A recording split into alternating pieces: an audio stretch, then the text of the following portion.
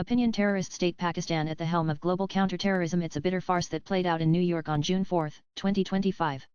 Pakistan, a country notorious for nurturing global jihadist networks, is now leading the UN Security Council's Taliban Sanctions Committee and serving as vice chair of the Counterterrorism Committee. This isn't irony, it's an indictment of the global system's moral collapse. India has repeatedly warned the world that no other nation shelters more undesignated terrorists than Pakistan. Lashkar-Taiba, Jaish-e-Mohammed, the Taliban. These aren't rogue actors but state-sponsored proxies of Pakistan's military establishment in Rawalpindi. Even Osama bin Laden was found hiding in a military town. The world looked away then, and now it hands Pakistan a seat at the high table of counterterrorism. Terrorism in Pakistan isn't a budget, it's a feature. A strategic tool of its military and intelligence elite used to exert influence abroad and maintain control at home. The Pakistan Army is no longer just a national force, it operates like a transnational criminal syndicate, cloaked in uniform. The real disgrace lies with the UN itself. Institutions meant to uphold peace are now enabling its destroyers.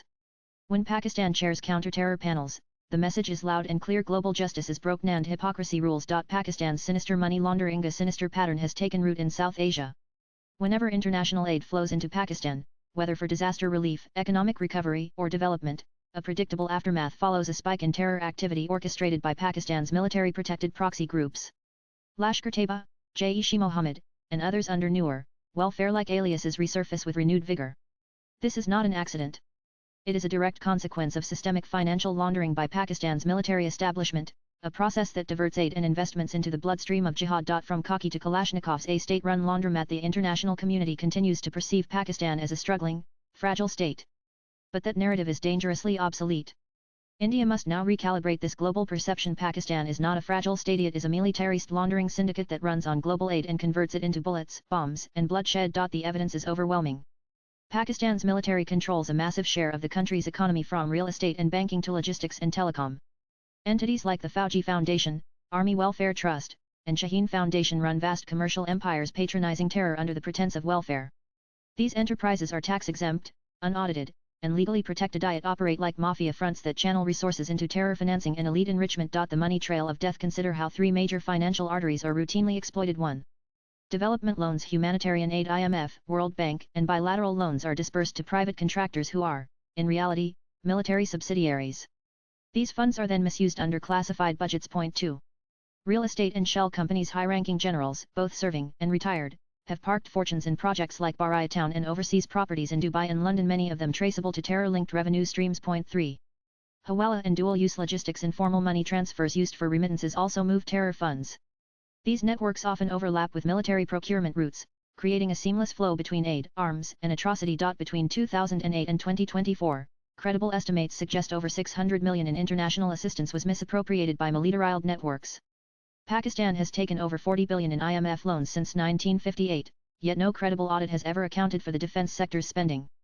Meanwhile, over 150,000 civilians have been defrauded through military-linked real estate scams. The global blindfold. The most alarming aspect of this saga is not just the crime but the complicity. Despite warnings by FATF, Pakistan continues to receive aid. The IMF and World Bank release funds without mandating transparency from military accounts. China's Belt and Road Initiative has only deepened military control over Pakistan's economy through CPEC. What we are witnessing is not a national military serving its people. It is a rogue syndicate that uses uniforms to legitimize crime, terrorism, and economic plunder. And it is enabled by global silence. India's new doctrine, from dossiers to disruption. India must no longer rely on diplomatic briefs or appeals to morality. It needs a bold, structured doctrine to dismantle the financial lifelines of Pakistan's military nexus. This doctrine must rest on 7 interlinked strategic pillars. 1. Legal warfare. Codify financial terror as hybrid war. Just as cyber or chemical warfare is proscribed globally, financial subversion must be treated as a form of war. India must push for a UN resolution criminalizing diversion of aid to armed groups. Lobby G20 and FATF to classify state-enabled terror funding as a war crime. 2.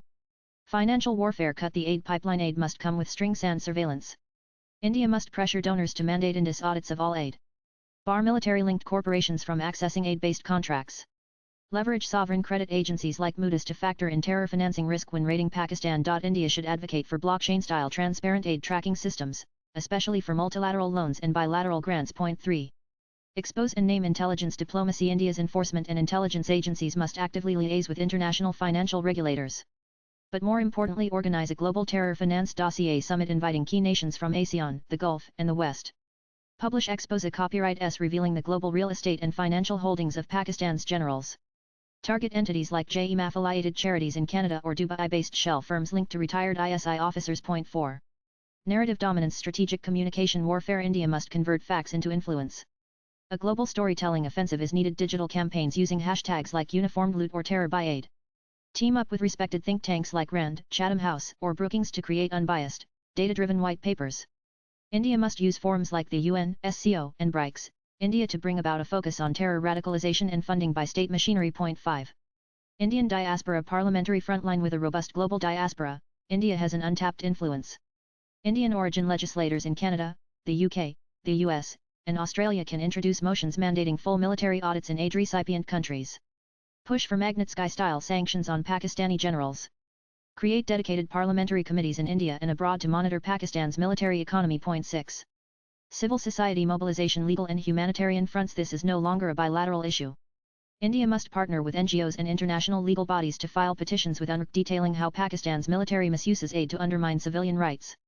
Build strong relationships with countries like Afghanistan, Sri Lanka, and the Maldives, who have also been victims of terrorism. Point 7.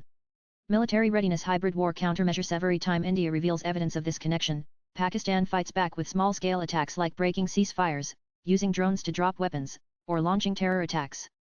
To handle this, India needs to upgrade its hybrid warfare posture.